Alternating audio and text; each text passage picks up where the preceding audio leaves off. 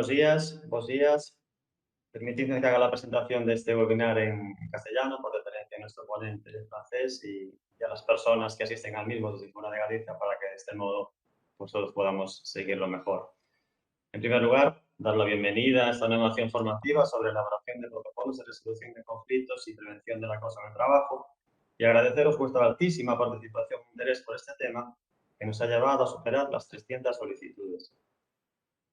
Desde el día continuamos avanzando en la programación formativa anual con la organización de este webinar, realizado en colaboración con MC Mutual, que abordará los aspectos principales en el desarrollo de protocolos de resolución de conflictos para la prevención del acoso y la violencia laboral desde un enfoque preventivo. Aunque los conflictos interpersonales en el trabajo son frecuentes, su presencia no significa necesariamente un problema, pues son un aspecto normal de las relaciones humanas. Pero si no se sabe resolver correctamente, pueden escalar hacia conflictos más graves y degenerar en situaciones de violencia laboral, afectando gravemente a la salud y al bienestar de los trabajadores. La manera de afrontar estos conflictos evolucionó desde la incorporación de los primeros protocolos que centraban su atención únicamente en la actuación frente al acoso laboral, hasta los actuales procedimientos que tienden a adoptar enfoques más preventivos e integradores, actuando ante cualquier tipo de conductas conflictivas, irregulares o no apropiadas que pueden comportar cierto grado de violencia en el trabajo. Cuando los conflictos se tratan de una manera respetuosa y positiva, representan una oportunidad de crecer, de estrechar lazos con los demás y mejorar aquellos aspectos de la relación que no estaban funcionando bien. Ya sin más dilación, voy a dar paso a Francés Martí, licenciado en Psicología, técnico superior de prevención de riesgos laborales en la especialidad de Psicología aplicada de la División de Servicios de Prevención de MC Mutual, que sin ninguna duda, con su exposición de hoy, nos va a ayudar a gestionar mucho mejor este tipo de situaciones. Francés, cuando quieres. Decía eso, tengo 1 hora y media, el último cuarto de hora o los últimos 10 minutos los podemos dejar para, si hay preguntas en el chat, pues para responder estas preguntas.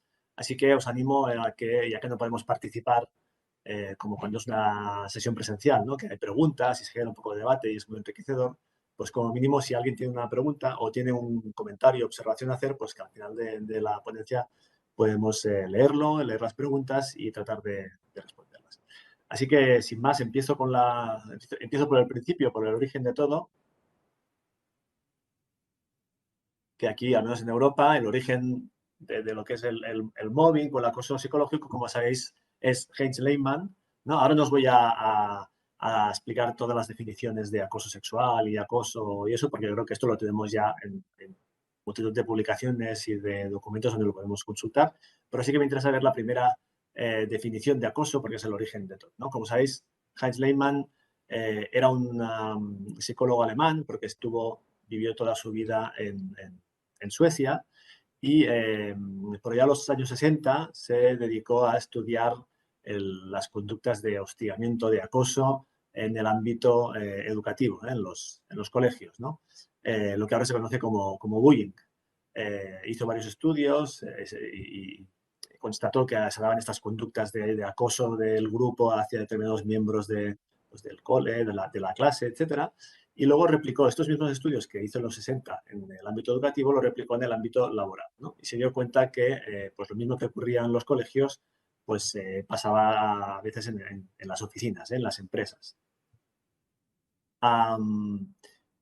Bien, y definió el acoso en esta definición, ¿no? Los siguientes términos. Dice, el acoso es una situación en la que una o varias personas ejercen una violencia psicológica extrema en una o más de las 45 formas o conductas descritas por el LIT 45. El LIT 45 es una herramienta un checklist que desarrolló él, el Lehman Inventory of Psychological Terrorization, que hace un listado de 45 conductas consideradas de acoso, entre las cuales pues, estarían agrupadas en pues, limitar la comunicación, amenazar a la víctima, atacar su reputación, su dignidad personal o su reputación profesional. Bueno, y hay un listado de 45 preguntas que la víctima tiene que marcar con una X pues, cuáles de estas conductas ha sufrido y con qué duración y frecuencia. Porque uno de los parámetros que define esta definición de Lehmann es la duración, como veis aquí, y la frecuencia, ¿no? Dice, estas 45 conductas se dan de forma sistemática, al menos una vez por semana, esto es importante en la definición de Lehmann, y durante un tiempo prolongado de más de 6 meses. Y por lo tanto, si a alguien lo acosan 5 meses, pues no se considerado acoso, sino que deberá esperar un mes más para que sea considerado así. Bueno, es una broma, es un poco... que para mí falta de lógica, ¿no?, de esta definición. Dice, estas conductas se dan sobre otra persona en el lugar de trabajo con el fin de destruir sus redes de comunicación, su reputación, perturbar el ejercicio de sus labores y conseguir su desmotivación laboral. Por lo tanto, también otro aspecto importante es la intencionalidad. Las conductas de acoso se dan con la intención de apartar, ¿no?, a esa persona, de borrarla del mapa y apartarla de la empresa. Por lo tanto, los parámetros de Lehmann serían estas 45 conductas, la duración de como mínimo 6 meses, la frecuencia de una vez por semana y la intencionalidad destructiva hacia la víctima, ¿no? Este concepto de mobbing, que nace en el norte de Europa, se viaja hacia el sur de Europa, llega a Francia y estamos ya en los años 90. Marie-France Irigoyen es otro exponente en el ámbito del mobbing, del acoso moral. Marie-France Irigoyen era una médico psiquiatra, psicoanalista, y que por lo tanto enfocaba el análisis, estaba muy interesada pues trataba a supuestas víctimas de acoso y estaba muy interesada sobre todo en los perfiles de personalidad tanto de la víctima como del acosador.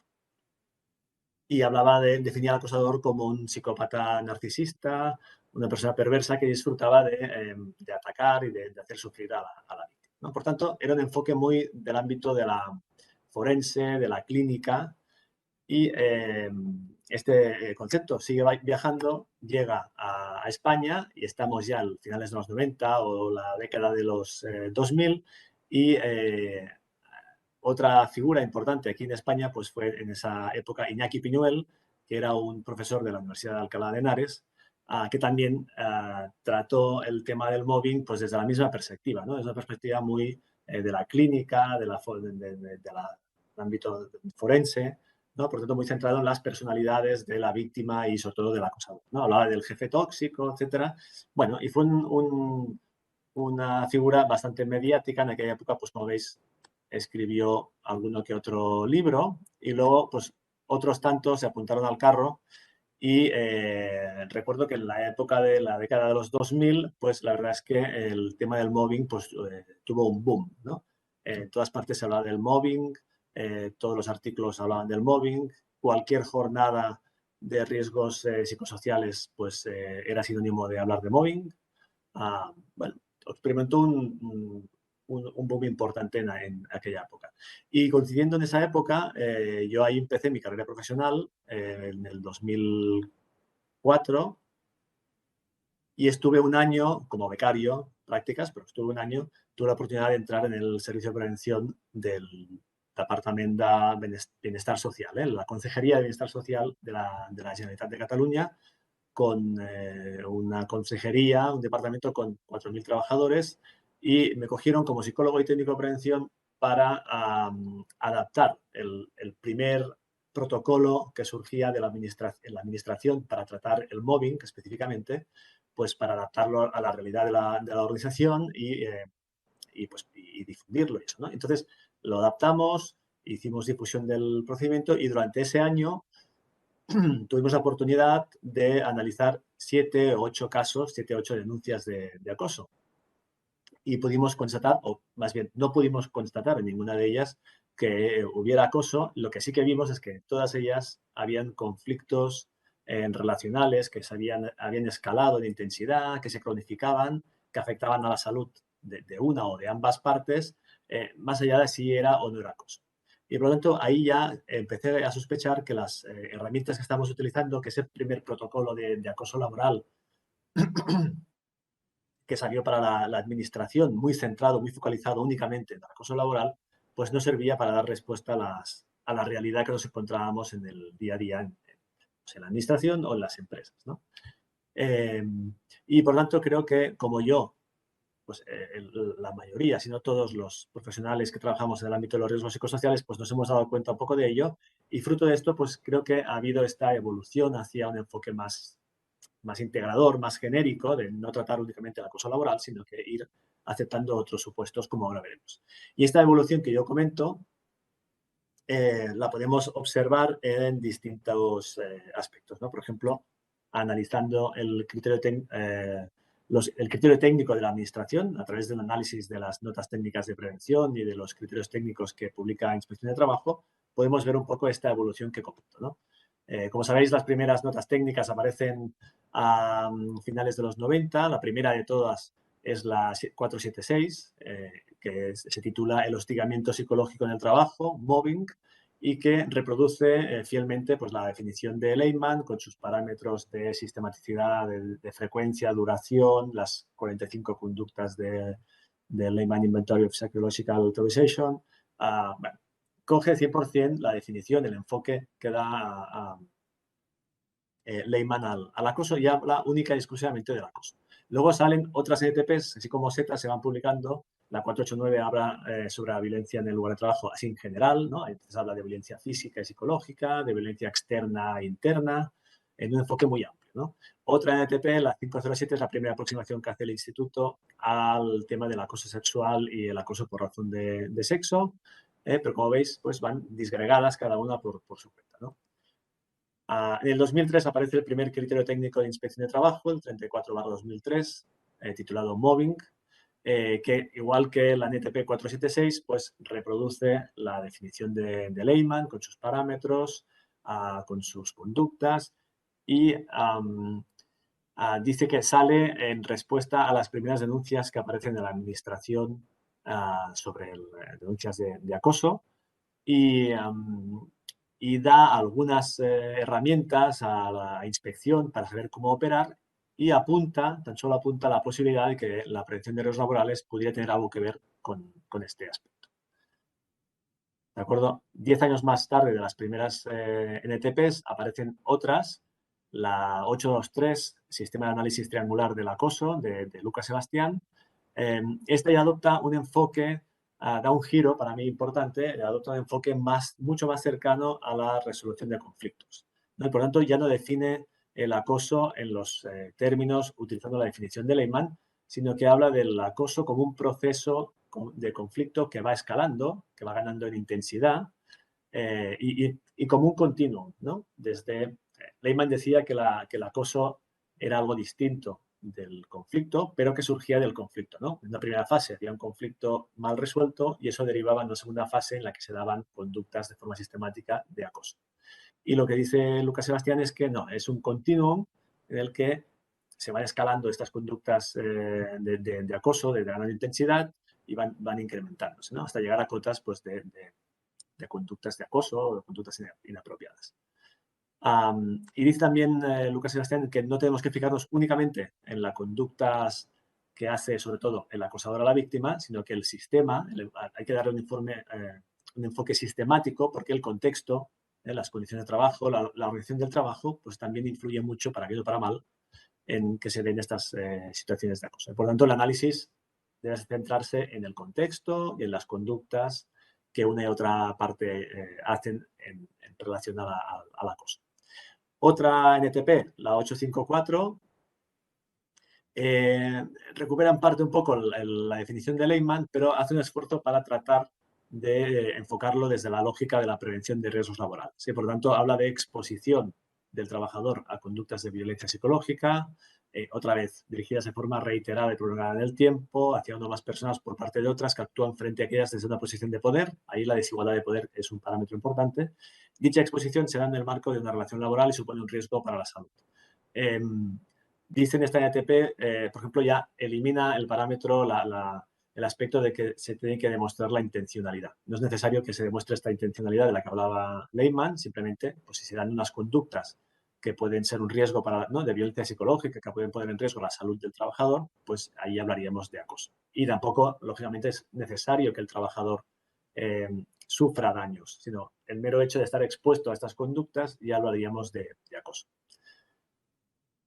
En el mismo año, en el 2009, surge un nuevo criterio técnico de inspección de trabajo, el 69/2009, que sustituye el anterior, ¿no? Y dice en el preámbulo, si os fijáis, el título ya habla en materia de acoso y violencia en el trabajo, por lo tanto, hace un esfuerzo de integración, y dice en el preámbulo de esta nota, de este criterio técnico, que fruto de la experiencia se ha visto la necesidad de agrupar y no hablar únicamente del acoso laboral, sino de integrarlo con el acoso sexual y por razón de sexo, la violencia física y otros conceptos, ¿no? Creo que, por ejemplo, ya no utiliza la definición de Lehmann, habla de 3 supuestos en acoso laboral, habla de abuso de poder, de trato vejatorio y de discriminación. Por lo tanto, ya la definición de Lehmann desaparece, ah, se relaciona, ahora ya sí, 100% con la prevención de los laborales y por lo tanto dice en este criterio técnico que hay que pues evaluar los riesgos psicosociales para identificar estas situaciones de violencia laboral, hay que formar a los trabajadores, desde vigilancia de la salud hay que tener en consideración este riesgo psicosocial, que es el acoso y la violencia en el trabajo. Por lo tanto, como veis, en el 2009, con estas notas técnicas y este criterio técnico de inspección, vemos que ya hay una primera vuelta, ¿no?, hacia la resolución de conflictos y el esfuerzo para acercarlo a la prevención de riesgos laborales y, por tanto, darle un enfoque más preventivo, ¿no? Otras notas técnicas de prevención aparecen en el 2011, la 891, 892, que dice, ahí ya desaparece la palabra mobbing o acoso en el título y habla de procedimiento de solución autónoma de conflictos de violencia laboral. Y, en resumen, estas 2 notas técnicas de prevención dicen que hay que elaborar un procedimiento en la empresa que tenga un enfoque proactivo, es decir, dice, hasta ahora solo se está actuando de manera reactiva una vez ha sucedido la denuncia de acoso, entonces se actúa, hay que actuar de forma proactiva y no actuar solo sobre las situaciones de mayor violencia, sino que en la medida de lo posible en estas primeras indicadores de que hay un conflicto, pues hay que actuar de una forma precoz, de forma proactiva. Y hay que adoptar un enfoque sistémico, es decir, como decía la NTP 823, fijarse también en los factores de riesgo psicosocial, en las condiciones de trabajo y adoptar un enfoque sistémico. Más allá de si es acoso o no, actuar sobre cualquier situación de violencia o conducta inapropiada. Habéis visto cómo a través del criterio técnico de la administración, de sus NTPs y de los criterios técnicos de inspección de trabajo, podemos ver un poco esta evolución hacia la integración del acoso en otros supuestos, hacia un enfoque proactivo de prevención de los laborales y de resolución de conflictos.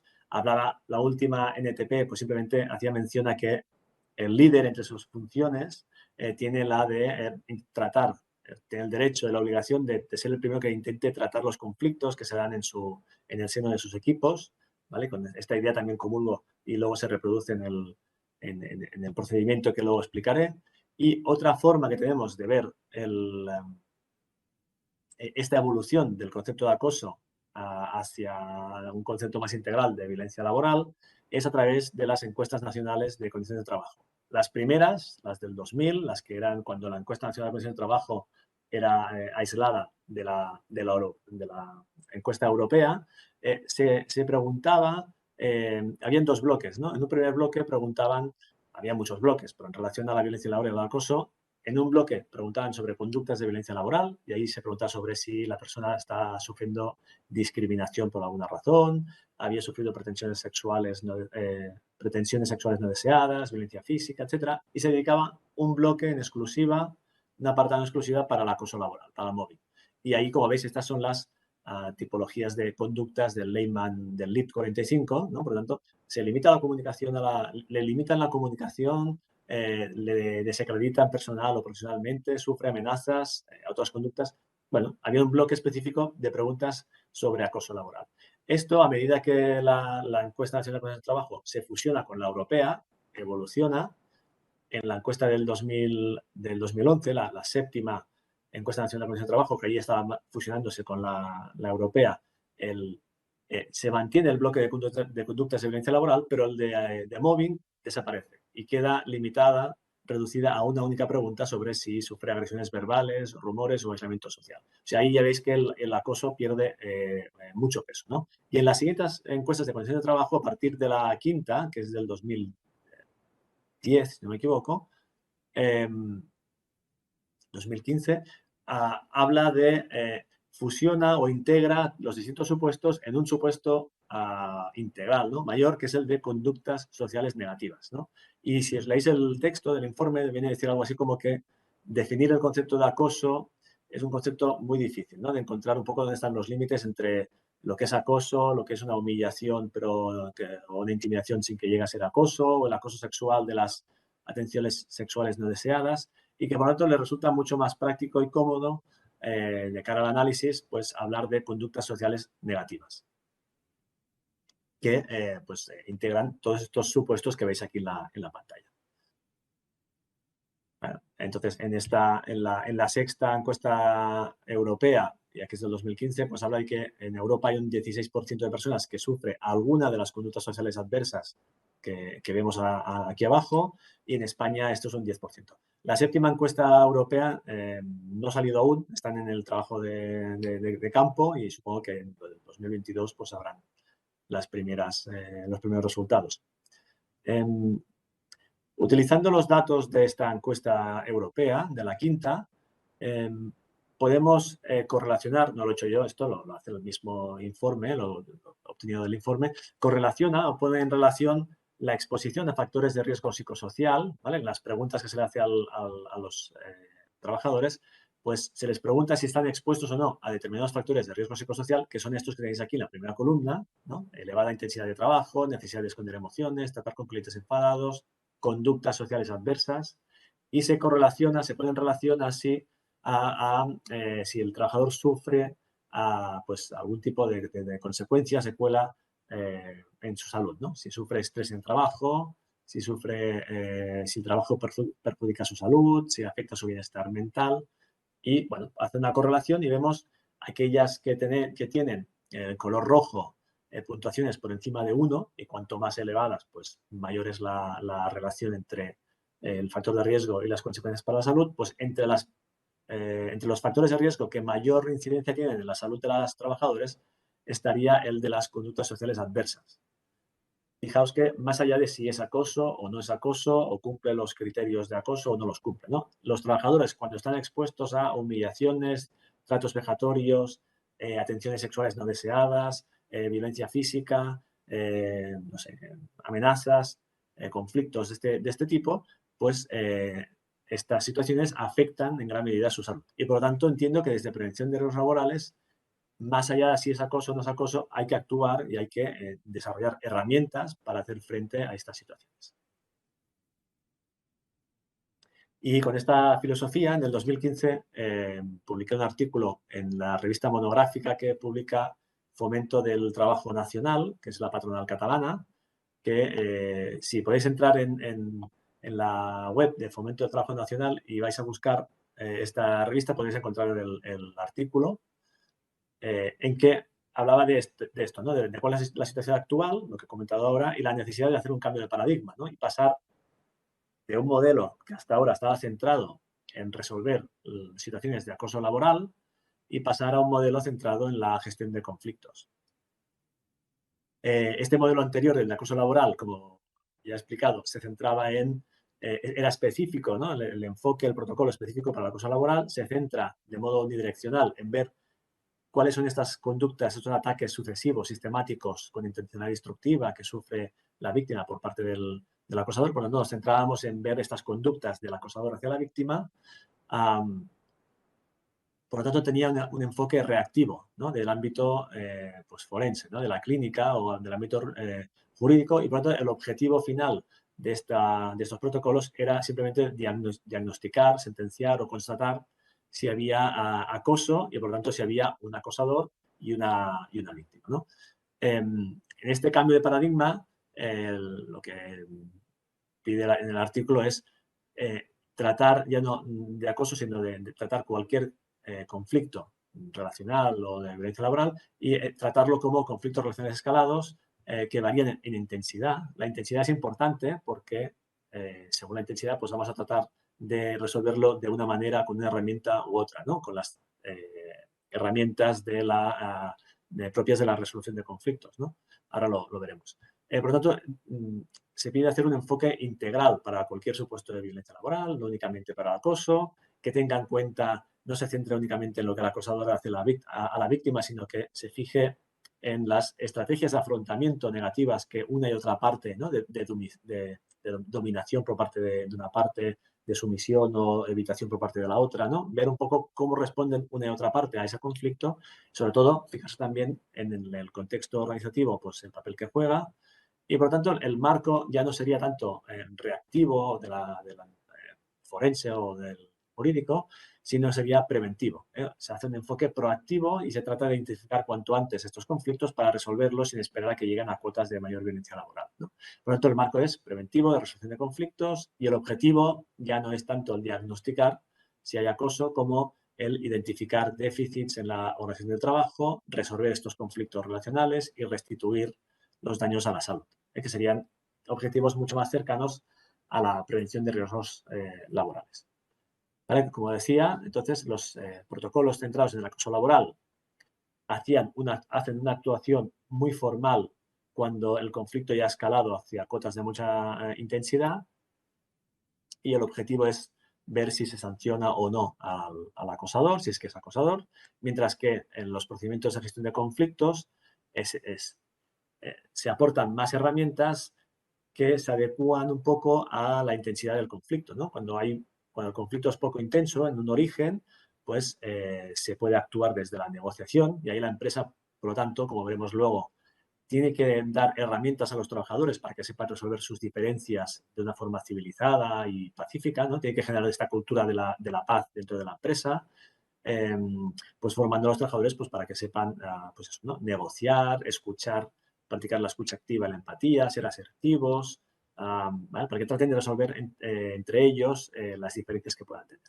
Y cuando no son capaces de resolverlas ellos mismos, pues, como decía, el mando, en un principio, es quien tiene que intentar intermediar entre las partes para resolver el conflicto. Si no lo consigue el mando, pues alguien desde recursos humanos, alguien con más formación, más capacitado, pues tendrá que proponer algún tipo de mediación o conciliación. Si no es posible, porque la naturaleza del conflicto o la intensidad que tiene, pues no permite una mediación, pues vamos a pasar a un arbitraje, es decir, alguien con autoridad en la empresa arbitra, ¿no? Decide una serie de decisiones que son de obligado cumplimiento por las partes, y dejamos para el final, en último término, la opción de si hay que sancionar o no. Que no digo que en determinados casos se deba sancionar, pero por la experiencia, por lo que he podido ver, realmente los casos de acoso que se constata que hay acoso son un porcentaje ínfimo. Hablaríamos de un 1 o un 2% de los casos que se valoran, ¿no? Estoy pensando hace años en Inspección de Trabajo aquí en Cataluña, en una presentación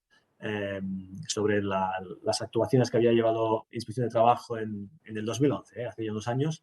Hablaba de que de las 300 actuaciones que había hecho ese año, solo en 3 de ellas, y fijaos que son actuaciones que ha hecho por denuncias de trabajadores a inspección, o sea que son casos ya floridos, ¿no?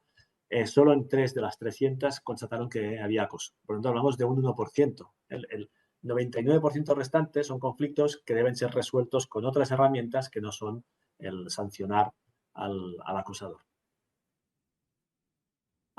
Bien, ya estoy acabando la introducción. Pues en esta misma línea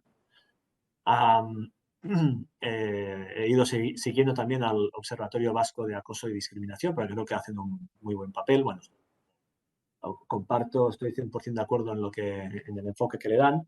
Y también se puede constatar esta evolución que han hecho, ¿no? La primera guía que tienen al menos publicada en su web trataba única y exclusivamente del acoso. Si os fijáis, dice guía para la elaboración de un protocolo sobre conductas de acoso laboral. ¿De acuerdo? Se fijaba únicamente en el acoso y luego, con las siguientes publicaciones, han ido dando este giro en la dirección que yo os comentaba. Ya no hablan de acoso, sino que hablan de conductas inapropiadas. Las conductas inapropiadas podrían ser un sinónimo de las conductas sociales negativas de que hablaba antes, porque en Europa se está tendiendo a tratar este tema como, pues eso, como conductas sociales adversas y no tanto única y exclusivamente como acoso. Y en esta línea van estas guías que publica el Observatorio Vasco. Y ya para terminar, uno de los miembros del Observatorio Vasco es Manuel Velázquez, que además es jefe de Inspección de Trabajo en Vizcaya, creo. Y le hacían una entrevista que leí hace poco y la quiero compartir con vosotros porque, bueno, viene como resumen, como síntesis, como conclusión a esta primera parte, pues me viene muy bien, ¿no? Y decía Manuel Velázquez en esta entrevista, dice, hay una conflictividad en el seno de la empresa que no se está abordando debidamente y que se canaliza por vía judicial como acoso. Tiene que haber expertos en la propia empresa que dejen claro que lo que está sucediendo no es acoso, sino otra cosa. Toda situación conflictiva tiene que ser abordada y por eso nosotros planteamos que los protocolos en las empresas no sean solo protocolos de acoso, sino de acoso y conductas inapropiadas. Porque si el protocolo solamente es de acoso, ocurrirá lo que está sucediendo en los tribunales. Se decide que el tema que se plantea queda fuera del protocolo y no se hace nada al respecto. Y luego añade, le preguntan, ¿estamos asistiendo a una judicialización de los conflictos en la empresa que resulta que no nos lleva a ningún sitio? Y dice, sí, eso está sucediendo y se debe al mal tratamiento que se hace de los conflictos dentro de la empresa. Por eso, en algunos estados y en las propias instituciones de la Unión Europea se está insistiendo en hablar de protocolos de conductas inapropiadas, hostiles o inadecuadas. La cuestión es que haya un instrumento que sirva para poner sobre la mesa que algo no está marchando bien, sea o no sea acoso, y que hay que abordarlo. En el País Vasco ya hay muchas empresas que están sustituyendo los protocolos de acoso por otros con un espectro más amplio, más integral. Pero en general hay muchos protocolos inservibles porque toma la definición de la jurisprudencia, esa definición de Leyman, que hablábamos del origen, que es muy restrictiva y entonces ocurre lo mismo que en los tribunales, que nada es acoso, se cierra el procedimiento quedando así la situación sin ser tratada ni resuelta. Yo recuerdo el primer protocolo para la administración del Estado, que tiene ya unos cuantos años, no sé, diría que es de antes del 2010 o algo por ahí, leyéndolo, pues me da cuenta de esto, ¿no? Dice, es un protocolo para la gestión del acoso. Si hay una denuncia de acoso, pues vamos a investigar, a instruir pues una investigación, a formar un comité de investigación. Y luego, si se constata que no hay acoso, que es otra cosa, pues luego ya se adoptarán las medidas para investigarlo o actuar pues como un conflicto o lo que sea. Claro, la pregunta que me hago es, después de que cuelgues la etiqueta de presunto acosador a una de las partes. Después de que hagas una investigación por presunto acoso y constates que no lo hay, en ese momento es posible tratar de iniciar un proceso de mediación, de resolución del conflicto, o igual ya llegamos tarde, ¿no? Igual debería ser al revés, ¿no? Y además, no se definen herramientas, ni se dan instrucciones, ni pautas de cómo estas otras cosas, que al final sabemos que es el 99% de los conflictos, no se dan instrucciones de cómo resolverlos, ¿no? Por lo tanto, en conclusión, creo que hay que darle la vuelta, creo que hay que hay un enfoque integral para cualquier tipo de conducta inapropiada, conflictos que escalan, que afectan a la salud de las personas, no perder de vista que a alguna situación de acoso se puede dar y que por lo tanto también hay que saber cómo tratarlo, pero sobre todo tenemos que desarrollar herramientas para hacer frente a toda esta variedad de situaciones de conflicto, de conductas inapropiadas, que es lo que se ve en el día a día en las empresas. Bueno, y hecha esta introducción, como decía, esta introducción me va a servir para justificar el cómo creo yo que deben ser estos protocolos. Y antes, la pregunta obligada es si estos protocolos, disponer de estos protocolos es obligatorio, y la respuesta es que sí, porque bueno, partiendo de la Constitución española y del Estatuto de los Trabajadores, pues bueno, los derechos fundamentales recogidos en la Constitución hablan de que toda persona tiene derecho a que se le respete la integridad física y moral, su intimidad, su dignidad y a no sufrir discriminación, ¿no? Y esto en el Estatuto de los Trabajadores también se refleja en el artículo 4.2, en los apartados C, D y E. También habla de que se debe respetar la integridad física, la dignidad, la intimidad de los trabajadores. Por lo tanto, los trabajadores no pueden ser víctimas de discriminación de ningún tipo, por razón de raza, sexo, origen, orientación sexual. Bueno, no pueden ser discriminados por ningún tipo de supuesto. Y dice también que los trabajadores tienen derecho a unas correctas condiciones de trabajo o de seguridad y salud en el trabajo. ¿Vale? De ahí se deriva un poco pues la necesidad de, bueno, por un lado, se deriva la ley de igualdad. Sabéis que la ley de igualdad es la ley orgánica 3/2007 Es una ley transversal que toca muchos temas, pero en el capítulo 5, si no recuerdo mal, a partir del artículo 42 o así, trata sobre cómo garantizar la igualdad, o sea, la no discriminación, ¿no? La igualdad entre hombres y mujeres en el ámbito laboral, ¿no? Y dice aquello de que hay que hacer los planes de igualdad para asegurarse que no hay esta discriminación, etcétera. Y en el artículo 48 dice, y respondiendo a eso, ¿no? ¿Es obligatorio disponer de un protocolo? Pues en el artículo 48 de la Ley de Igualdad dice explícitamente que las empresas deben desarrollar procedimientos y abrir canales de comunicación para que los trabajadores que se sientan víctimas de acoso sexual o discriminación por razón de género puedan comunicarlo en la empresa y que la empresa deberá actuar en consecuencia. ¿Vale? Por tanto, para los riesgos, para el acoso sexual y por razón de sexo, sí, que es explícitamente diríamos que sí. Para el acoso laboral, a través de la Ley de Prestaciones Laborales, no lo dice explícitamente en ningún artículo, pero sí que se puede implícitamente, pues se lee, ¿no? Que dice la Ley de Prestaciones Laborales, la Ley de Prevención, que deriva del estatuto, que el empresario tiene la obligación de garantizar la seguridad y salud de los trabajadores, ¿no? La protección ante cualquier riesgo, también los psicosociales. Entre los riesgos psicosociales está el estrés, pero también está la violencia y la acoso laboral. Por lo tanto, el empresario debe hacer cosas para proteger de acoso y discriminación a sus trabajadores. Y si leéis el criterio técnico 69/2009 de inspección de trabajo, ahí sí que habla pues, de recomendaciones, entre otras recomendaciones, elaborar protocolos de gestión del acoso y de la violencia laboral. Por lo tanto, la respuesta es que sí, que hay que hacerlo, porque en último término siempre el empresario es el responsable último de cualquier situación de acoso que pueda o de violencia que pueda darse en la empresa. Y va a ser el responsable por dos supuestos, ¿no? Por acción o por omisión, ¿no? Por acción, cuando es el propio empresario quien realiza las conductas de acoso, el propio empresario o alguien en quien el empresario delega la cadena de mando, cuando es un director, cuando es un responsable el que practica ese acoso, o sea, que es por acción, será responsable, y también por omisión, cuando la empresa, el empresario, no cumpla con su obligación de garante de la seguridad y salud y la dignidad y la integridad de sus trabajadores. Por lo tanto, cuando el empresario, conociendo o debiendo conocer una situación que se haya podido dar en la empresa, no ha actuado en consecuencia y ha hecho todo lo posible para prevenir o para resolver aquella situación. Y para aquellos empresarios que no hayan cumplido con sus obligaciones, pues existe la Ley de Infracción y Sanciones del Orden Social, que en los artículos 7 y 8 pues, habla de infracciones graves o muy graves en relación a esto. ¿Vale? Si es por acción, pues serán más bien infracciones muy graves, pero si es por omisión también entraría dentro de infracciones graves en la LISOS. También pueden darse incumplimientos de las responsabilidades en materia de seguridad y salud, pues porque no ha hecho la evaluación de riesgos psicosociales, no se ha dado formación, no se ha hecho el protocolo, y aquí entraría el artículo 12.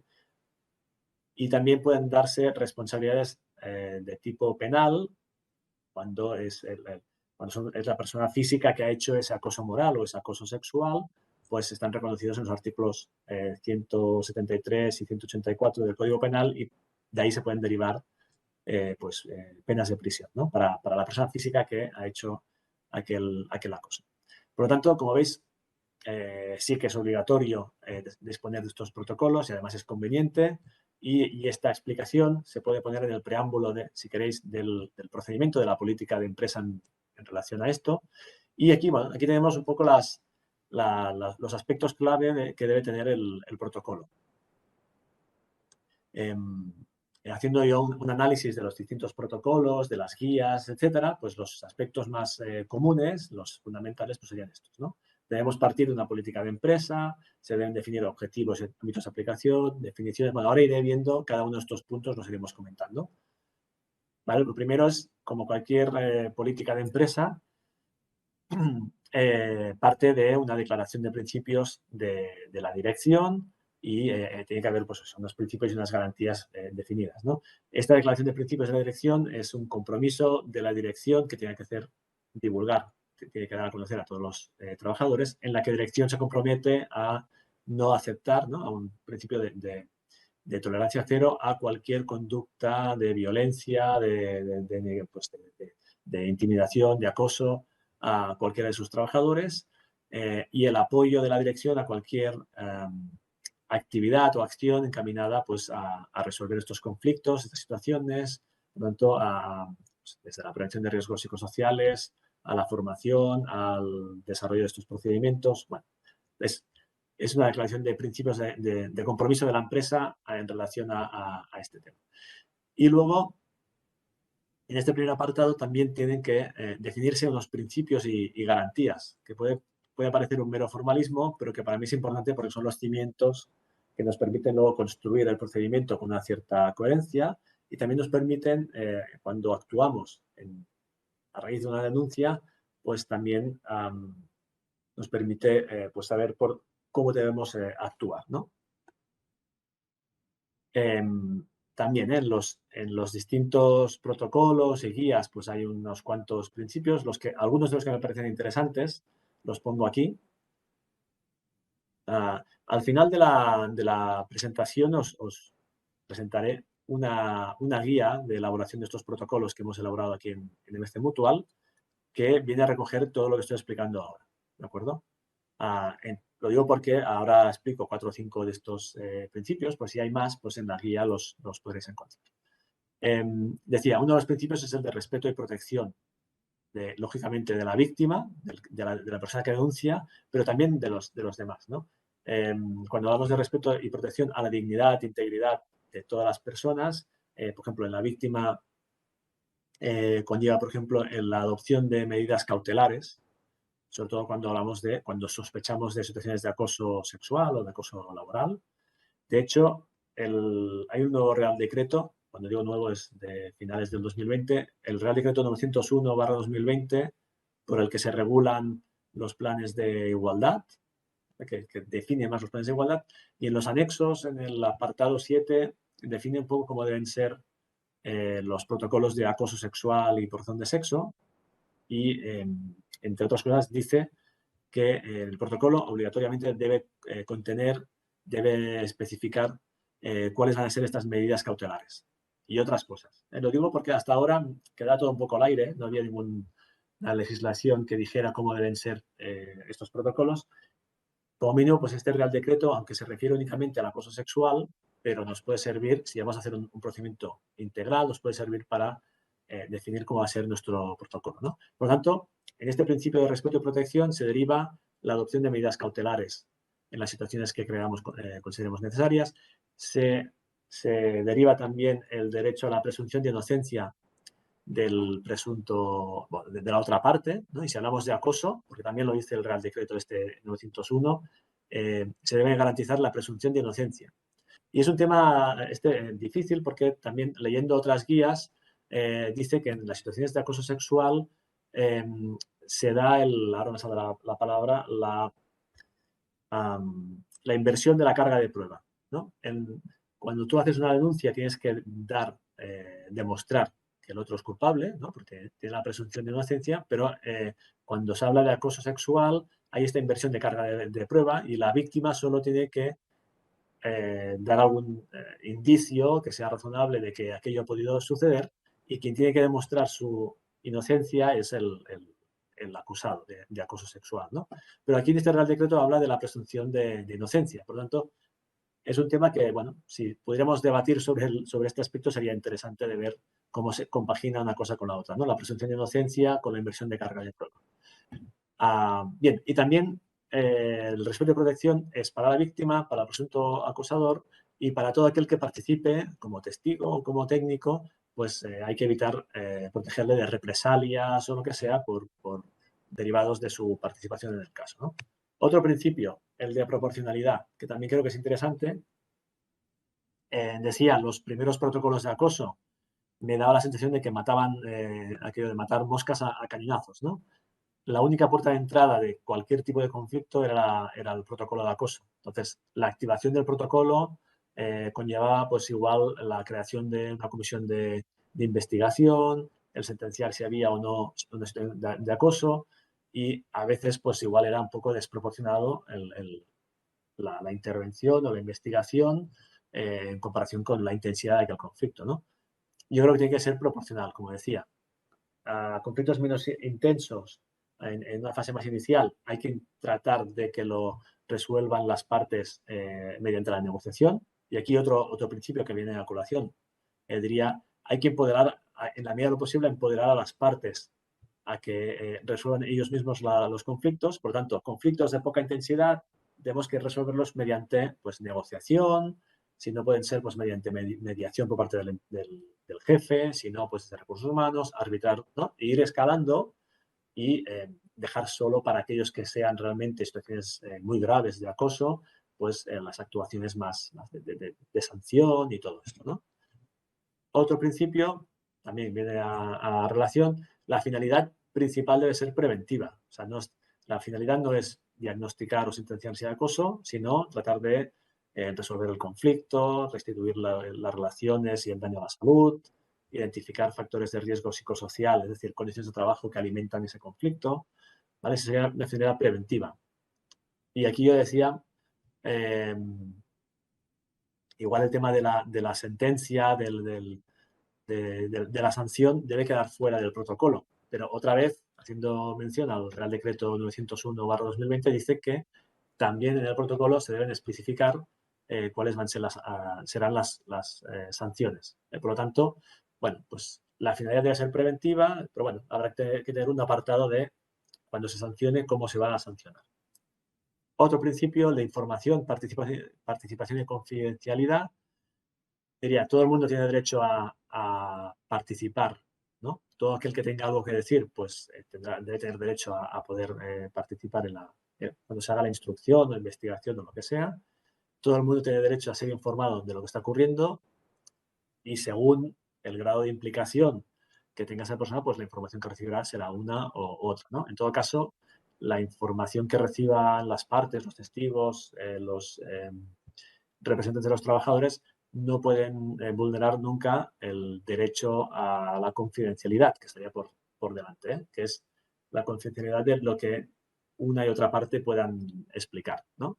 al profesional que hace la instrucción. Por lo tanto, habrá que buscar aquí un equilibrio entre informar a las partes, informar a los delegados o sea, los representantes de los trabajadores, a la dirección, y no vulnerar la confidencialidad de lo que dicen unas y otras partes. Otro principio, el de imparcialidad, competencia y capacitación, también creo que es muy importante. Primero, todo aquel que participe en la instrucción, en la investigación, en la mediación, en el comité de investigación, o la comisión de investigación del acoso, debe probarse su imparcialidad. Es decir, que no tiene ningún tipo de relación de amistad o enemistad entre las partes o no tiene ningún tipo de relación de subordinación a una de las partes. ¿Vale? Tiene que demostrar su imparcialidad y también todo aquel que participe debe poder o debe ser competente y debe estar capacitado en la materia que lo ocupe. Por lo tanto, si vamos a investigar un presunto caso de acoso sexual, quien haga la instrucción y quien investigue deberá ser pues, alguien con formación en igualdad de género, un agente de igualdad, por ejemplo.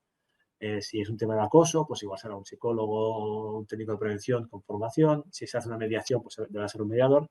¿Vale? Hay que formar un poco a los instructores y también a todo aquel, en la medida de lo posible, que participe del procedimiento. Bien, todo procedimiento, todo protocolo debe definir un objetivo, un objeto y un ámbito de aplicación.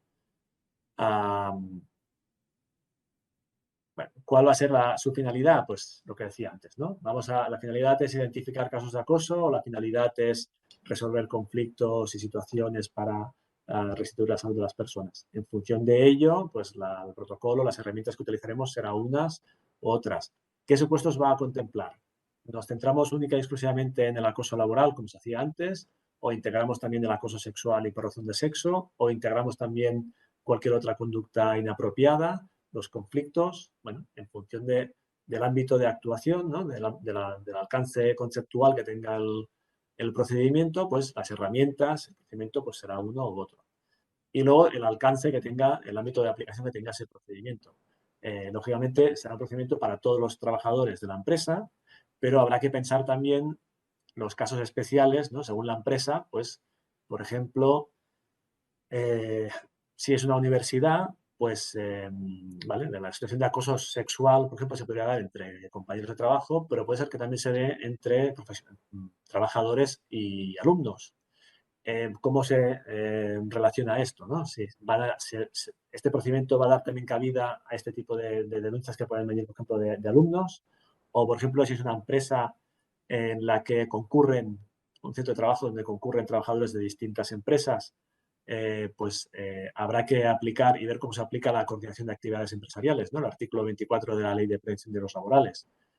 ¿Qué pasa si un trabajador de una empresa acosa o tiene un conflicto con un trabajador de otra empresa? ¿No? ¿Cómo se ponen en contacto esas dos empresas? O si es la empresa principal, ¿cuál va a ser este deber de ir vigilando? ¿No? Si se da un acoso en una empresa que está trabajando en tu centro, por ejemplo, imaginemos un hospital o un hospital. Si se da una situación de acoso en la cantina, en el bar, que está licitado en otra empresa, habrá que preguntarse cuál es la responsabilidad que tiene el empresario principal en relación a una situación de acoso que se dé dentro de su centro de trabajo, pero con trabajadores de otra empresa, ¿no? Esto habrá que tenerlo un poco previsto y valorarlo. Otro aspecto de los procedimientos es la definición de los supuestos cubiertos. Aquí yo también decía hace tiempo que igual no hacía falta hacer estas definiciones porque también lo puedes consultar en cualquier publicación, pero otra vez el Real Decreto 901/2020, que regula los planes de igualdad, dice que tiene que haber en el protocolo una definición del supuesto, de acoso psicológico, acoso sexual o lo que sea, definir el supuesto y explicar un poco, hacer un listado de las conductas que son consideradas de acoso sexual, por ejemplo. ¿Vale? Entonces, esto aplica al acoso sexual y por razón de sexo, pero otra vez os digo que si hacemos un procedimiento integral, pues lo vamos a aplicar también al acoso psicológico y podemos hablar igual no solamente de acoso, podríamos también ampliarlo según el alcance conceptual que tenga este procedimiento y definir qué es un conflicto, para ver un poco la diferencia entre un conflicto y una situación de acoso. Podemos definir cuáles son estas conductas sociales adversas o inapropiadas. Podemos hablar también que ahora, igual, creo que en los próximos meses o en un futuro próximo se va a hablar de ciberacoso, ya se está hablando, ¿no? Pero se va a hablar igual un poco más, ¿no? Porque el boom de las tecnologías de la información, tanto dentro como fuera del trabajo, la situación que hemos vivido ahora de confinamiento y de teletrabajo más masivo, aunque ahora se ha vuelto para atrás un poco, yo creo que va a tener más sentido hablar de ciberacoso, ¿no? Que es aquel acoso que se da a través de las tecnologías de la información, de las redes, ¿no? De los mails, los WhatsApps.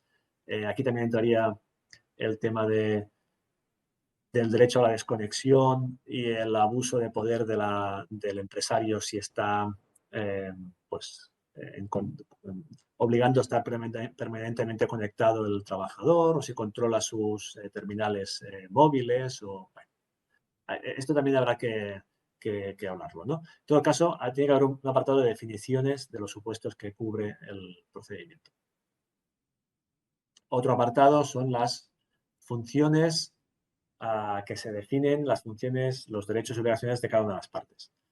¿Vale? Bueno, pues el trabajador tiene el derecho a recibir un trato justo, a estar informado y formado en relación a estos supuestos y a poder solicitar ayuda a través del protocolo. Tiene la obligación, como no puede ser de otra manera, de tratar con respeto a los demás, de resolver los conflictos civilizadamente, de informar a sus superiores si es víctima o ve una situación de violencia.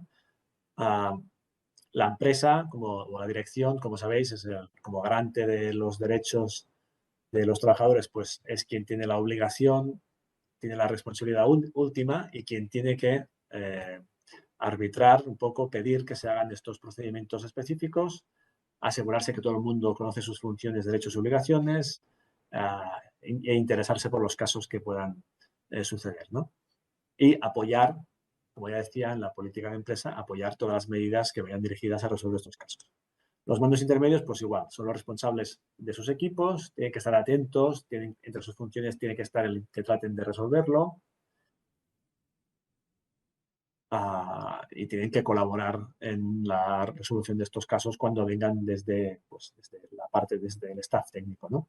Y por último, los técnicos de recursos humanos de prevención y otros especialistas, pues son los asesores, los expertos en la materia, son los que al final elaborarán el procedimiento específico de actuación, los que harán las intervenciones cuando sea necesario y los que recibirán y asistirán a los trabajadores que sean víctimas que denuncien las situaciones, ¿no?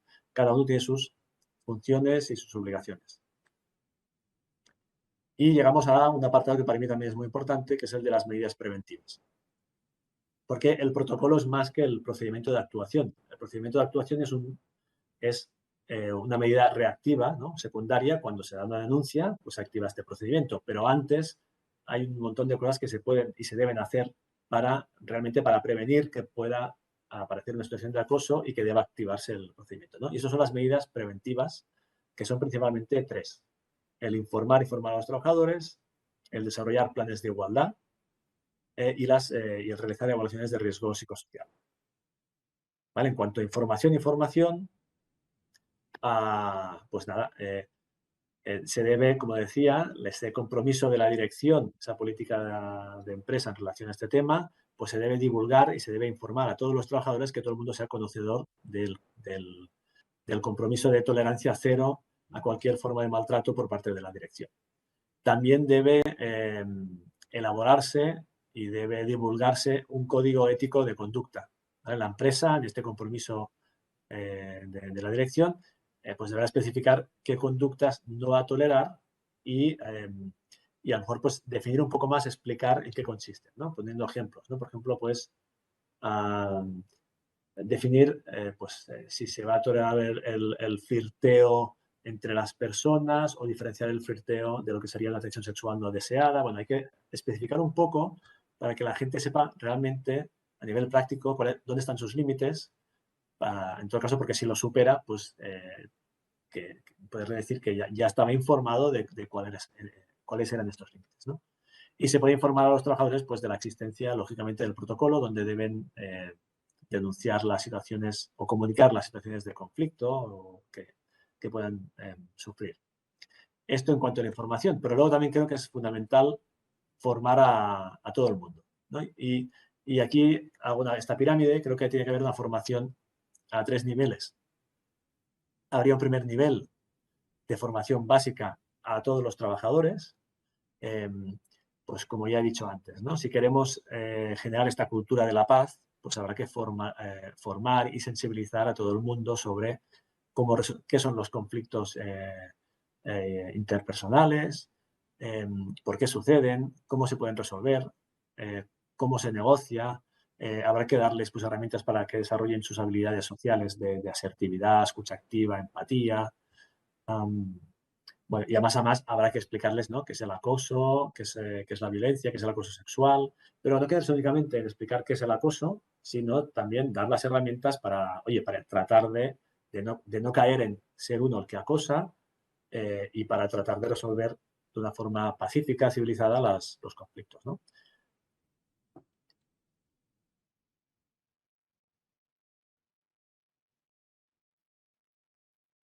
Luego, habrá que dar formación a los mandos, un plus de formación, porque recibirán la misma formación que los trabajadores, pero además un plus, porque, como decía, tienen que ser los que traten de intermediar, los primeros que traten de intermediar en los conflictos que se puedan dar en sus equipos. Por lo tanto, les tendremos que dar alguna formación en relación a la mediación, no para que sean mediadores, una mediación formal, sino una intermediación informal, pero que sepan escuchar a una y a otra parte, ser ecuánimes, etcétera.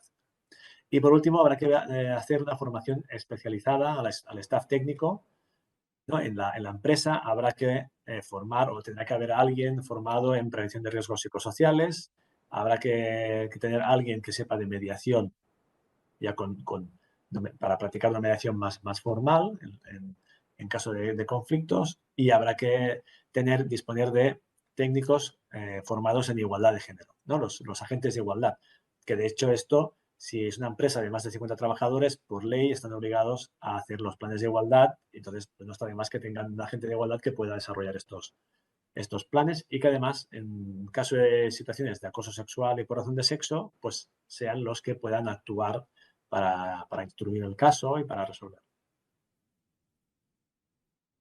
Otra medida preventiva, hay que hacer la evaluación de riesgos, de factores de riesgo psicosocial, lo que decía antes.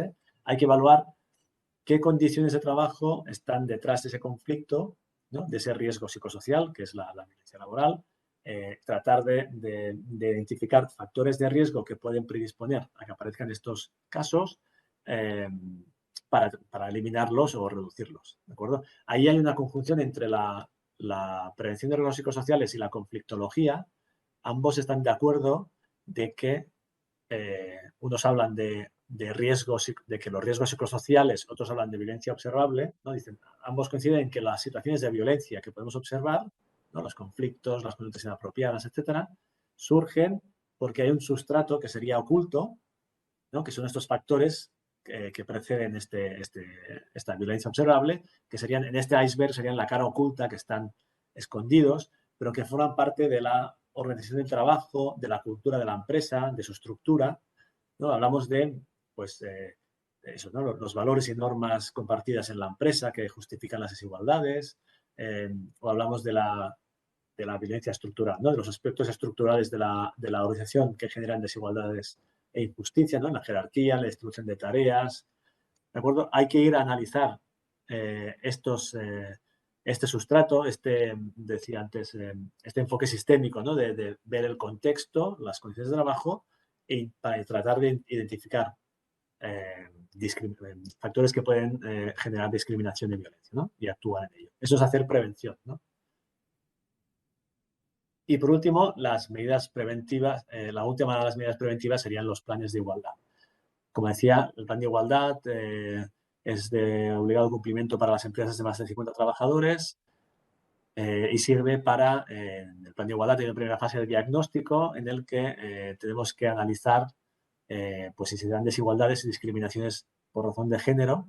Vendría a ser como una evaluación de riesgos psicosociales con visión de género, ¿no? Identificar si hay desigualdades por razón de género en cuanto a la selección de personal, a la retribución, a las posibilidades de promoción y formación y sobre todo, pues también ver si se pueden dar situaciones de acoso sexual y por razón de sexo, y ahí entraría la necesidad de establecer pues, los protocolos de prevención del acoso sexual.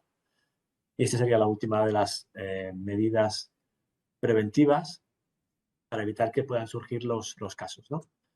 Pero aún así, aunque se establezcan estas medidas, pues aún así pueden surgir casos de conflicto, de violencia, que habrá que saber resolver con los procedimientos de intervención.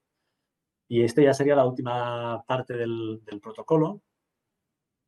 Normalmente, si analizamos los procedimientos de actuación en guías y en protocolos, pues serán dos fases principales, más una tercera menor, ¿no? de resolución, pero acostumbra a haber una primera fase que se acostumbra a denominar de fase informal, de denuncia, de admisión o de premediación, ¿no? Que es una fase como que se intenta resolver, o sea, en la que se recibe la denuncia o la comunicación y en la que se trata de resolver de manera más informal la situación. Y luego hay una segunda fase de carácter más formal en la que pues se hace, si no se puede resolver en la primera, pues se hace una instrucción, una investigación, se constituye un comité de investigación, etcétera, etcétera. Y siempre hay la tercera fase de resolución y seguimiento del caso.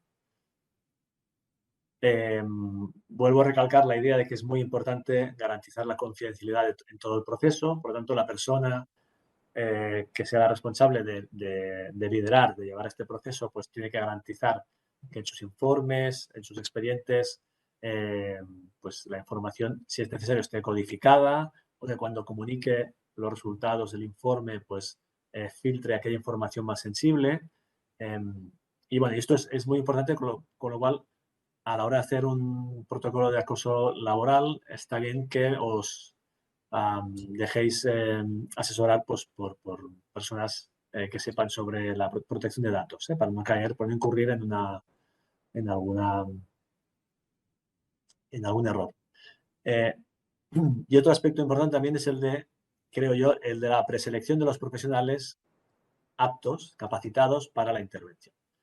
¿Vale? Porque muchas veces, muchas no, pero algunas veces que he recibido alguna consulta de alguna empresa mutualista, tiene igual esta empresa, igual no dispone de protocolo, pero a veces las empresas tienen el protocolo ahí guardado en un cajón, sabéis que el papel lo aguanta todo, pero cuando tienen una denuncia de acoso, ¿no? Le sacan el polvo al protocolo y ahí no dice quién va a hacer qué, ni cuáles son los profesionales aptos para actuar. Entonces, a veces la empresa parece que vaya un poco como pollo sin cabeza, ¿no?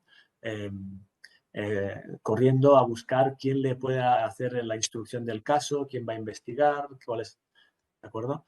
En el protocolo creo yo que tiene que haber un listado de qué profesionales dentro de la empresa o fuera, si no los hay dentro, ¿no?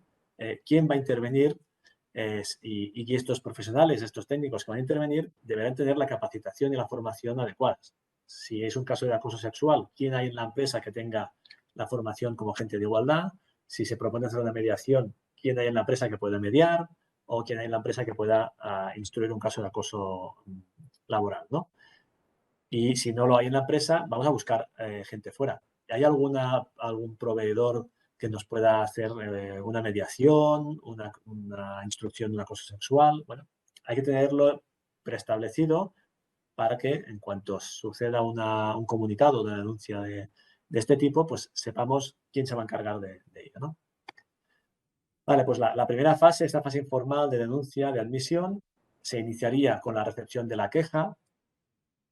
Aquí también hay protocolos que hablan de la denuncia, ¿no? De la recepción de la denuncia. A mí no me gusta la palabra denuncia porque creo que es como muy fuerte, ¿no? Hablar de denuncia y también el título del protocolo es muy importante, ¿no? Si es un protocolo para la gestión de casos de acoso, cuando hay una denuncia y se activa el protocolo ya, por lógica, hay un presunto acosador, por lo tanto ya estamos estigmatizando, etiquetando a una de las partes y por lo tanto se pone en evidencia el principio ese del respeto y protección de las partes, ¿no? De la presunción de inocencia. Creo que es mejor hablar de protocolos de gestión de conflictos y otras conductas inapropiadas para la prevención del acoso, en el que, con este título, el que se active el protocolo no conlleva necesariamente que haya un presunto acosador, que haya una víctima y un culpable, sino que hay un conflicto que vamos a resolver. Luego, cuando se haga la instrucción o se vaya indagando en el caso, ya veremos si aquello tiene tintes de acoso y si hay un presunto acosador, pero no abramos la puerta a eso de inicio, ¿no? Por lo tanto, yo, más que hablar de hacer una denuncia, hablaría de comunicar una situación de riesgo o un conflicto, algo así. Un lenguaje que sea más constructivo. Bien, se recibe la queja.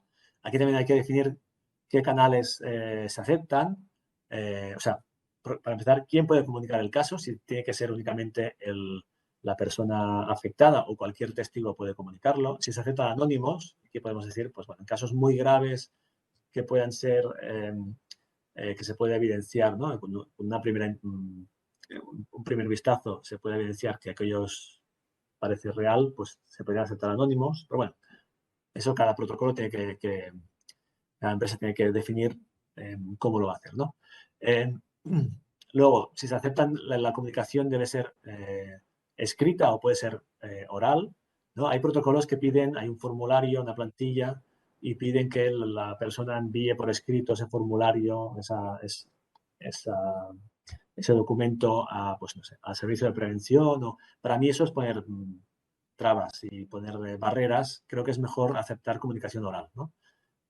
Si hay una persona de referencia en la empresa que es, por ejemplo, no sé, el responsable de prevención o la persona de vigilancia de la salud, no sé, que será la persona de referencia para hacer los comunicados, creo que con una llamada telefónica o eh, una cara a cara sería suficiente. Luego esa persona ya cuando abra el expediente y lo vaya anotando, pues se quedará por escrito, ¿no? Pero todo lo que sea poner trabas y dificultar la comunicación de estas situaciones, de personas que lo están pasando muy mal porque se sienten víctimas de un conflicto, de un acoso, pues va en contra de poder resolverlo cuanto antes, ¿no? ¿Y a qué o a quién va dirigido las quejas? Yo soy más partidario de que vaya dirigido a una persona con nombres y apellidos que no enviar un mail a un buzón impersonal que luego pues no sabes quién lo va a leer o dónde va a ir a parar, ¿no? Yo creo que pues eso, ¿no? Hay que pensar que estas personas que van a denunciar o a comunicar una situación de este tipo están ya lo suficientemente estresadas, ¿no? Asustadas como para que le pongas canales de comunicación pues que no sepan quién hay al otro lado y estas cosas.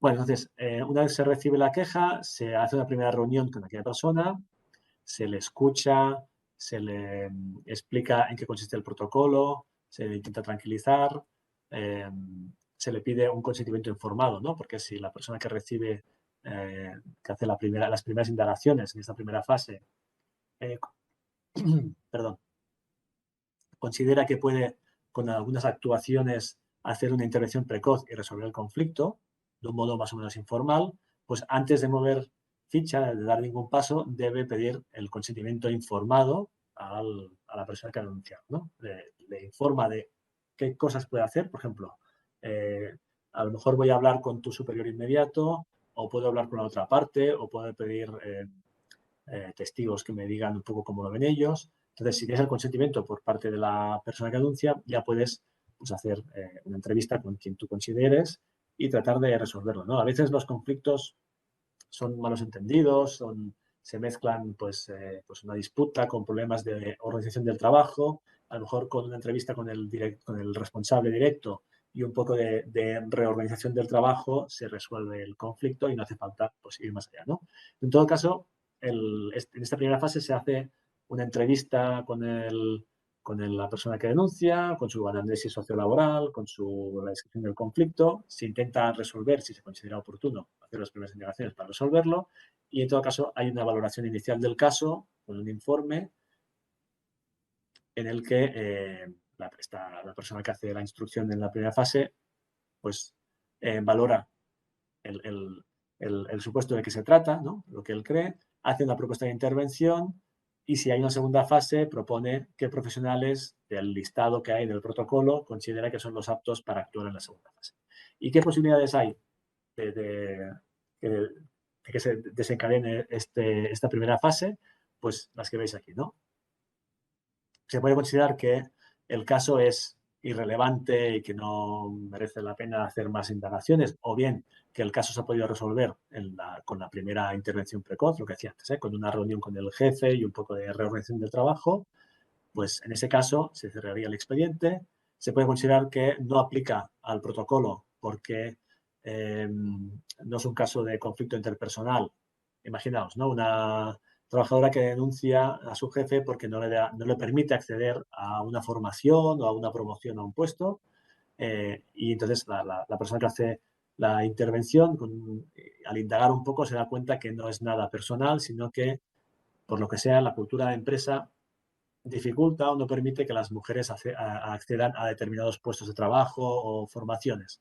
En ese caso, había una discriminación por razón de género y hay que actuar, no cabe duda, pero no dentro de este protocolo. Por tanto, se derivaría a la agente de igualdad y a través del plan de igualdad se deberían tomar las medidas oportunas, más allá de la relación entre ellos dos. Otra posibilidad, que se evidencie un acto punible. O sea, que, por ejemplo, que una disputa entre dos trabajadores termina en una pelea en que pues, uno agrede al otro, ¿no? Le pega un puñetazo en la cara y no sé qué, y hay testigos de aquello. Pues aquí no hace falta hacer una segunda fase para investigar el caso. Es evidente, se puede comprobar fácilmente, hay testigos de que ha habido una conducta inapropiada que excede los límites de lo que tolera la empresa. En ese caso, se deriva a recursos humanos para que plantee la sanción oportuna. Y los otros dos supuestos que me quedan para el final, puede ser que valoremos que efectivamente se da un conflicto interpersonal que igual pues, se ha cronificado, que hay una cierta, ha escalado un poco y hay cosas ahí que afectan la salud de las personas, pero el instructor considera que no ve indicios de acoso por ninguna parte, pues lo puede valorar como un conflicto interpersonal y dará pie a la segunda fase que ahora explicaré. Y la última de las opciones es que efectivamente sospeche de que hay una situación de acoso psicológico o sexual y considere oportuno abrir una segunda fase para investigar, ¿no? Para instruir el caso.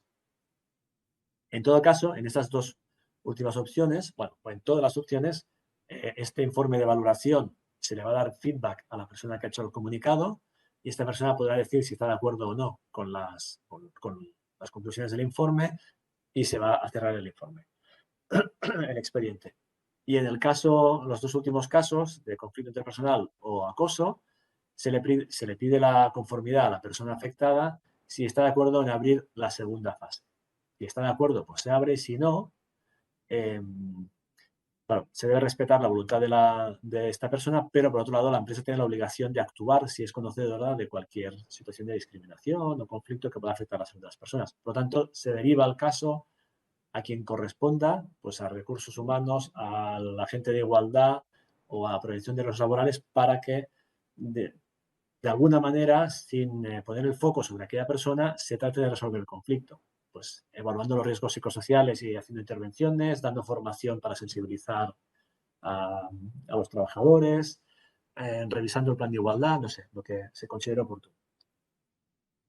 Y aquí abrimos la segunda fase. Como decíamos, una opción es que se considere que hay un conflicto interpersonal y, por lo tanto, se propone hacer una mediación. La mediación es una herramienta de aceptación voluntaria por las partes. Por lo tanto, si la otra parte en conflicto no está de acuerdo, pues no se daría mediación, haríamos un arbitraje. En ese caso, las medidas adoptadas por la dirección con asesoramiento del instructor serían de obligado cumplimiento por las partes, y si se hace una mediación, pues las partes se ponen de acuerdo en las medidas o en los acuerdos que decidan, en, hasta qué punto van a publicitar estos acuerdos, y cuando estos acuerdos se refieran a aspectos organizativos, pues serán propuestas que evidentemente la dirección deberá aceptar o no. Y, bueno, y habrá un informe de resolución. Y la última parte, si es una situación de presunto acoso laboral o sexual, habrá un instructor capacitado para actuar según el supuesto, que hará una instrucción, una investigación, entrevistando a las partes, hará un informe de instrucción que presentará ante una comisión de valoración del acoso, formada por representantes de la empresa, representantes de los trabajadores y staff técnico, y la comisión de valoración decidirá si hay acoso o no con el asesoramiento del instructor y hará un informe de resolución del caso. Y la última fase, pues se remite el informe a la dirección, a los implicados, a los representantes de los trabajadores, garantizando que no se vulnere la confidencialidad. Se implantan las medidas acordadas en el informe, se hace un seguimiento de estas medidas pues, a 15 días, a 6 meses, a un año, para evitar, pues eso, ¿no? Que no se adopten medidas y luego te olvides, sino que hagas un seguimiento para ver si eso efectivamente cambia la situación y se cierra el expediente. Bien, y estoy acabando. Quedaría el último apartado, que igual es menor. Simplemente el propio protocolo tiene que tener una herramienta de mejora continua, y esto es que en el protocolo se diga que periódicamente, pues igual una vez al año, dentro del marco del Comité de Seguridad y Salud, se presente pues las denuncias que ha tenido o las actuaciones que se ha hecho a raíz de este protocolo a lo largo del año, cómo se han resuelto, las incidencias que han podido haber, y se actualice, por ejemplo, la lista de personas aptas para actuar como instructores y todo esto, para asegurarse pues, que, bueno, pues que se van puliendo las cosas que no funcionan del protocolo y se va actualizando pues, a medida que es necesario. Y por mi parte, ya está. Esto es todo lo que os quería contar. Me ajusto a la hora que me has dicho, son las 12 menos 3 minutos. Simplemente deciros que tenéis a vuestra disposición en este enlace que veis aquí abajo, en el portal de prevención de MC Mutual, en el apartado de manuales, podéis encontrar esta guía de elaboración de protocolo de resolución de conflictos de trabajo para la prevención de la violencia, el acoso y otras conductas inapropiadas, que viene a explicar lo que he explicado, la segunda parte de lo que he venido explicando en la última media hora. Pues bueno, lo tenéis ahí por escrito, y hay un anexo también con una plantilla de protocolo, pues para que tengáis algo pues, de dónde partir. Y bueno, yo os invito a que le echéis un vistazo para pues, ver un poco, que resume un poco el enfoque que yo le he dado a este tema. Y por mi parte, ahora sí que ya está. Voy a dejar de compartir y creo que cedo la palabra a Alberto. Muchas gracias, Garcés, por tu estupenda presentación. Creo que nos ha ayudado mucho a entender mejor el acoso y los demás supuestos de violencia laboral, a conocer cómo han evolucionado los distintos modelos centrados en el acoso, los modelos de gestión de conflictos y tener claros pues, los aspectos clave en el desarrollo de protocolos de actuación frente al acoso y la violencia laboral. Me gustaría destacar la importancia, por un lado, de las medidas preventivas, recordamos con la desigualdad, evaluación psicosocial, información e información, y por el otro, pues bueno, que es importante también conocer bien las diferentes fases del procedimiento de intervención que has tratado en tu ponencia, ¿no? A continuación vamos a comenzar un pequeño coloquio que trasladaremos a Francés las reflexiones, comentarios y preguntas que hemos recibido a través de los diferentes canales que tenemos abiertos. Ya para que Francés se vaya preparando, pues le voy a decir que son un comentario y 4 preguntas, un poco para situarnos y nada, en primer lugar, pues nada, un comentario que nos hizo uno de los asistentes al webinar, que nos dice un poco que se han transformado un poco el término acoso pues en un cajón desastre, ¿no? Como gestión para todo tipo de salidas violentas o conflictos. No sé qué te parece, si puede considerar así o realmente no. En un cajón desastre. Yo creo que esta evolución es fruto de la experiencia acumulada por todos, por técnicos, por juristas, ¿no? Dentro de la empresa, la realidad que nos encontramos es lo que decía antes, que el 99% son conductas inapropiadas que cuesta mucho de acotar, de definir y de identificar el acoso laboral. Y no es que se pretenda sustituir el concepto de acoso por otro concepto cajón desastre, sino lo que se pretende es que esta puerta de entrada, que antes era únicamente para el acoso, ¿no? Este protocolo que respondía únicamente al acoso, ahora la hemos hecho más grande y da cabida a cualquier supuesto de violencia laboral, mucho más frecuente en la empresa, además del acoso. Y por lo tanto, no digo que el acoso ya no, o que se transforme, sino el acoso es una pequeñísima parte dentro de la realidad de las empresas, que debe estar ahí, pero debemos tener otras herramientas para actuar sobre el 99% de las situaciones que nos encontramos en las empresas. Que antes, en nuestros protocolos iniciales, no disponíamos de estas herramientas, estas herramientas para la resolución de conflictos y pues las empresas tenían esta carencia. De acuerdo, perfecto. Vamos con las preguntas entonces. La primera de ellas es si no sería preferible separar en dos protocolos distintos el de acoso por un lado y el de gestión de conflictos por el otro, para, bueno, un poco pues si son cosas distintas o no, ¿no? Bueno, en la línea que decía antes, yo creo que no. La puerta tiene que ser la misma. Tiene que haber una única puerta donde entren todas las denuncias o comunicados. Luego, el técnico que haga esta primera indagación, que haga la entrevista inicial, será quien decida, cuando haciendo la entrevista y indagando en el tema, si ve que eso tiene tintes de acoso o de conflicto y cómo se puede resolver. Pero yo creo que no hay que darle la vara, la vara de mando, me refiero al trabajador, para que sea él el que decida cuál de los dos protocolos activa, sino que tiene que ser el técnico especialista el que diga lo que es, ¿no? Si no, se puede dar la situación un poco surrealista de que el trabajador vaya a recursos humanos a denunciar algo y el de recursos humanos le diga, bueno, ¿lo quieres denunciar como por la vía de acoso o lo quieres denunciar como conflicto? ¿No? Y el de la empresa dirá, pues no, el trabajador dirá, no lo sé, ¿no? O sea, que tiene que ser, no tenemos que darle la opción al trabajador, sino que el trabajador denuncia una situación que le está afectando la salud y quien va a definir de qué se trata esta situación van a ser los técnicos una vez hayan hecho la entrevista y las primeras indagaciones. Por lo tanto, yo creo que un único protocolo para todo tipo de supuestos. Bien, de acuerdo. Entonces, está una pregunta que nos ha llegado, en este caso a través del chat. Nos pide un poco una explicación o una extensión en cuanto a una de la explicación de la ponencia, si nos podías un poco extender o explicar lo de testigos como personas o como técnicos. No sé si en algún momento de la charla te referías a ello o No sé si... se entendió bien.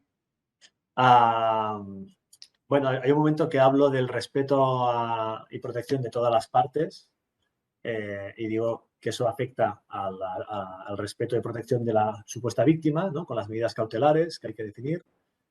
También afecta a la presunción de inocencia del presunto culpable y también de todo aquel que actúe de una u otra manera en el procedimiento. Puede ser que actúe como trabajador, compañero testigo de la situación y deberemos protegerlo de las represalias, pero también de los técnicos que puedan actuar, ¿no? El de recursos humanos que haga la instrucción o las entrevistas, pues también puede tener alguna repercusión y lo deberemos proteger de estas represalias, ¿no? Pero no sé si acabo de entender qué es lo que quería saber Sí, sobre me la ha quedado un diferencia. poco claro un poco esto porque a lo mejor durante la intervención se comentó y no, yo creo que ha quedado claro un poco tener en cuenta esos aspectos. Vale, de acuerdo. Otras preguntas que nos llegan es referido a las dificultades que puede encontrarse la pequeña empresa que quiere hacer este protocolo. Ya, yo creo que puede tener grandes dificultades la pequeña empresa, porque estos principios que hablaba yo de la neutralidad, ¿no? De la imparcialidad, de los técnicos que hagan la intervención y la capacitación y formación de los técnicos para actuar en caso de mediación o de investigación de acoso, etcétera. Cuando es una pequeña empresa, garantizar la imparcialidad es muy difícil, ¿no? Porque si son un único centro de trabajo, todos se conocen, pues habrán amistades, habrán relaciones y por lo tanto la imparcialidad es muy difícil. Y luego la capacitación también, ¿no? Porque a lo mejor en recursos humanos pues hay un par de personas encargadas de personal y no tienen el tiempo, la dedicación y la capacidad para formarse como agente de igualdad, como técnico de prevención, etcétera, ¿no?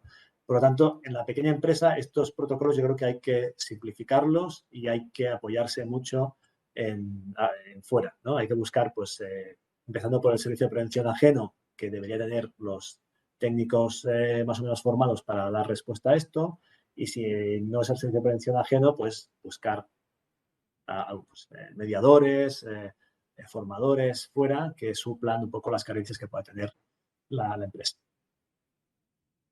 De acuerdo, perfecto. Vamos entonces con la última de las preguntas que nos ha llegado a través del chat y es un poco para que nos pudieras un poco explicar un poco cómo valoras tú un poco cómo han de conjugar la confidencialidad de las declaraciones por un lado del denunciante y los testigos aparte con el derecho de contradicción que tiene el presunto, ¿no? No sé si es fácil jugar un poco con ambas.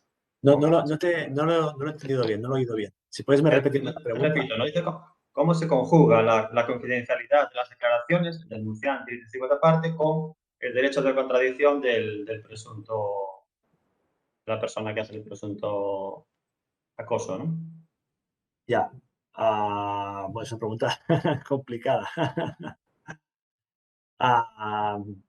Bueno, es que claro, depende del supuesto, ¿no? Si estamos hablando de mediación, puedes hacer una reunión a tres y que cada uno explique un poco su versión, intentar pues entenderse en otro. Si es una situación de acoso, pues no sé si merece la pena hacer un careo o si, en todo caso, si es necesario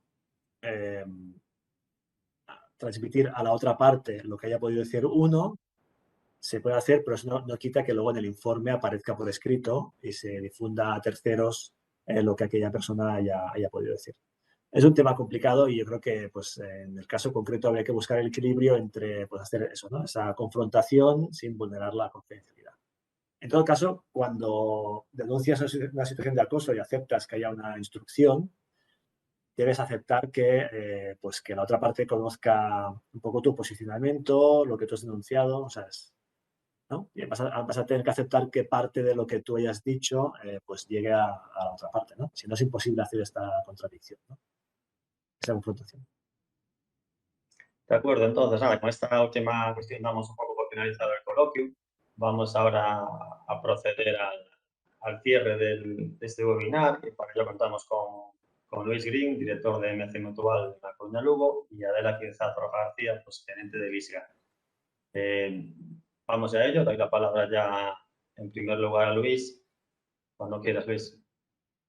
Pues buenos días y muchas gracias, Francesc, y por supuesto muchas gracias a Lisga porque nos habéis permitido compartir este día de formación. Bueno, ya a punto de concluir la jornada, esperamos que la ponencia de Francesc Martín sirva para tener una visión completa de qué métodos se pueden utilizar para prevenir conflictos en los puestos de trabajo y también pues qué pautas se deben de seguir o se pueden seguir para resolverlos si estos se producen. En MC Mutual somos muy conscientes de que en el ámbito de la prevención de riesgos laborales queda muchísimo camino todavía por recorrer y jornadas como la que hoy nos ha ocupado, pues acercan a las empresas la información necesaria que puedan garantizar o para garantizar un entorno que sea lo más saludable posible a sus empleados. Por mi parte, nada más. Reiterar las gracias a todos los asistentes, al ISCA, y esperemos que en alguna jornada próxima nos podamos volver a ver. Pues muchísimas gracias.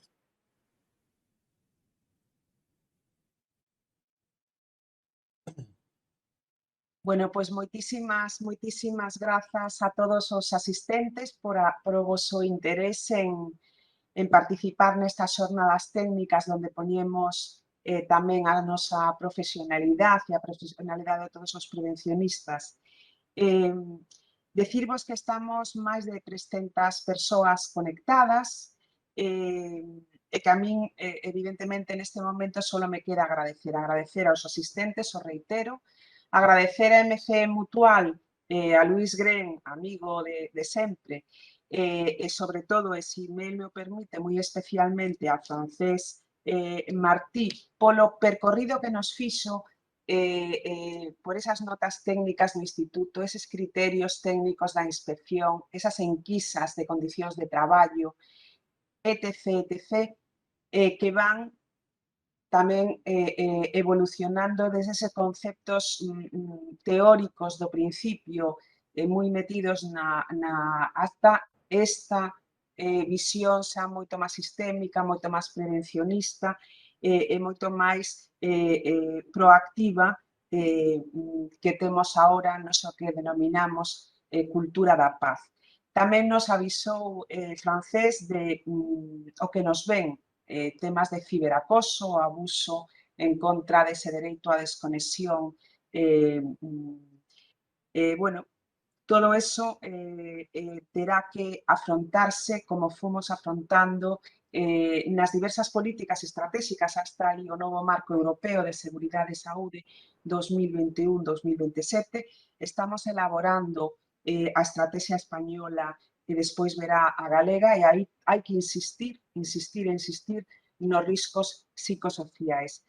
Quisera facer unha chamada tamén a eses planes de igualdade onde está tan implicada a Consellería, a Dirección Xeral de Relacións Laborais, que tamén son un instrumento moi importante para ter en conta nesta cultura e nesta explicación que tamén fixo Francés da elaboración de protocolos. Estou de acordo coa que hai que introducir xa unha axuda en facilitar estes protocolos dun modo máis áxil para as pymes, que sempre é o noso obxectivo principal.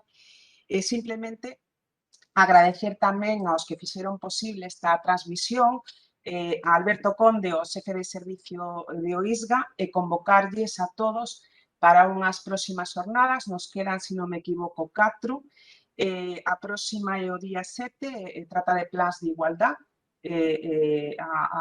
abrirá a Directora Xeral de Relacións Laborais, Elena Mancha, que ten unha implicación absolutamente directa nese ámbito. Por lo tanto, moitas grazas e agora todos a tomarnos un café virtual porque non hai outro modo aínda de facelo. Moitas grazas a todos.